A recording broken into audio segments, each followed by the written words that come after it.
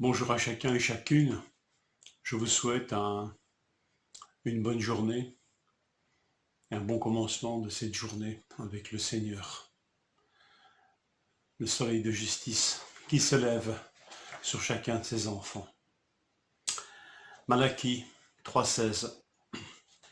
Alors ceux qui craignent l'Éternel se parlèrent l'un à l'autre, et l'Éternel fut attentif, et il écouta. Un livre de souvenirs fut écrit devant lui pour ceux qui craignent l'Éternel et qui respectent son nom. En période de crise, en période de trouble, il est bon de pouvoir se parler l'un à l'autre, de s'encourager à la foi, au respect de Dieu.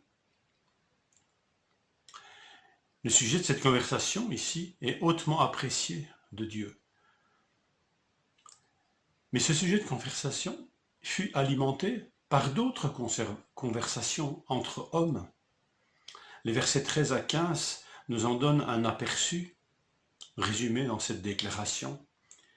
Verset 14, « Eh bien, vous avez dit, il est bien inutile de servir Dieu, et qu'avons-nous gagné en lui obéissant et en menant le deuil devant le Seigneur des armées célestes ?» Parole dure contre moi, déclare l'Éternel, déclare Dieu. Quelle leçon de ce texte? Dieu entend toutes les paroles que les hommes prononcent entre eux. Paroles de plainte, paroles de révolte, paroles de foi, paroles d'encouragement. Dieu les entend toutes. Pourtant, il ne faut pas avoir lu les psaumes pendant des années pour se rendre compte que Dieu écoute aussi des paroles de découragement, des paroles de désespoir même, des appels même à ce que Dieu se réveille. Nous trouvons ça dans les psaumes. Ça peut paraître aussi des paroles dures et agressives à l'égard de Dieu. Pourtant, celles-là, Dieu les entend.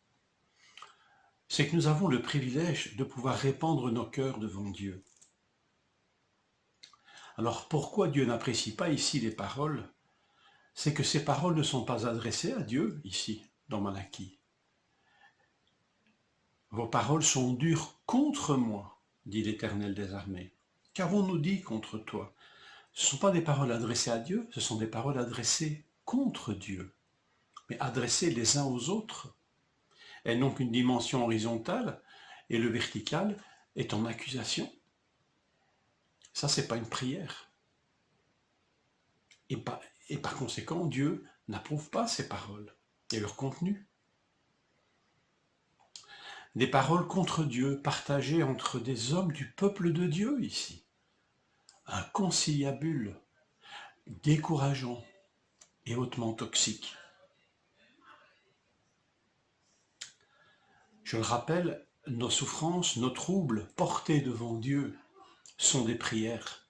Ces mêmes choses partagées entre nous dans un esprit d'amertume peuvent devenir de l'animosité envers Dieu. Et la dynamique de groupe aidant, elle peut transformer cette animosité en incrédulité et en révolte. Béni soit Dieu, que l'homme peut parler à son frère de son trouble, de sa souffrance, en respectant Dieu.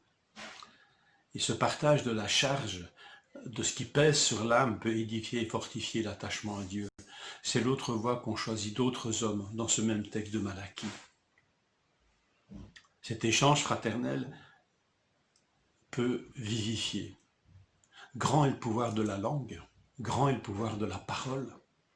La parole peut vivifier, la parole peut faire mourir, elle peut édifier, elle peut détruire, comme le dit le Proverbe 18, verset 21. La langue a pouvoir de vie et de mort. Ceux qui aiment parler en goûteront les fruits, bons ou mauvais. Ceux qui choisissent la vie alors, ceux qui choisissent d'édifier et de fortifier, d'encourager dans le respect de Dieu, eh bien, le verset 3.20 ou 4.2, ça dépend de notre traduction, nous dit ceci, « Mais pour vous qui craignez mon nom, le soleil de justice se lèvera et la guérison sera dans ses rayons. » Serrez ce verset dans votre cœur. Notre Dieu est comparé ici au soleil qui se lève et aux rayons qui nous apportent la guérison. Que la grâce de Dieu alimente nos conversations fraternelles pour nous édifier et nous attacher à Dieu. C'est une option largement ouverte par Dieu. Nous en avons les moyens, par la grâce de Dieu.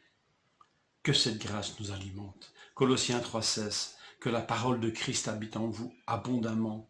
Instruisez-vous, avertissez-vous réciproquement en toute sagesse, par des psaumes, des hymnes, des cantiques spirituels, sous l'inspiration de la grâce, chantez à Dieu de tout votre cœur, quoi que vous fassiez, en parole ou en œuvre, faites tout au nom du Seigneur Jésus, en rendant grâce par lui à Dieu le Père. Dans cette attitude, je le répète, je me le répète, le soleil de justice se lève dans nos vies et la guérison est dans ses rayons. Je vous souhaite une bonne journée, guérie par les rayons divins de sa bienveillance, de sa grâce, de sa bonté. Édifions-nous les uns les autres.